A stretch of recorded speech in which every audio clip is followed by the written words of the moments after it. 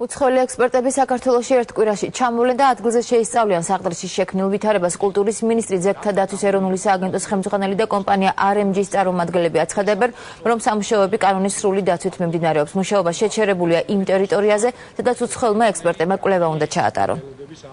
სამწუხაროდ გარკვეული წრეების მხრიდან ვრცელდება არასწორი ინფორმაცია იმის შესახებ, თითქოს ირღვევა მემორანდუმით დადგენილი პუნქტები და საყდრის ყაჩაღიანის უბანზე სამუშაოები უკანონოდ მიმდინარეობს.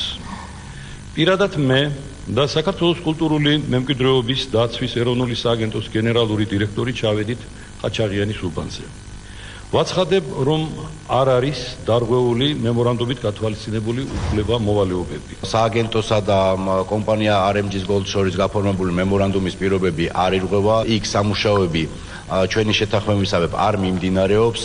უკვე გადამწყვეტ ფაზაში შევიდა უცხოელების ჩამოყვანის თარიღის დათქმა, ეს იქნება დაახლოებით 7-6 დღის ფარგლებში და შესაბამისად ის ჩვენი შეთანხმება, რაც აქამდე ქონდა და გვაქვს მიღწეული, იქ სამუშაოები იწარმოებს მხოლოდ ამ საერთაშორისო ექსპერტების ჩამოყვანის შემდგომ. კომპანია არასდროს თავის მუშაობის პერიოდში არ გასცილებია საკანონმდებლო ჩარჩოს, არ გადაუხვევია იმ პრინციპებიდან და ვალდებულებებიდან, რაც არის განსაზღვრული კანონმდებლობით და არ დაურღვევია არც ერთხელ, თუნდაც ის, ასე ვთქვათ, კეთილინებით და ნებაყოფლობის ფარგლებში დადებული მემორანდუმის არც ერთი პუნქტი.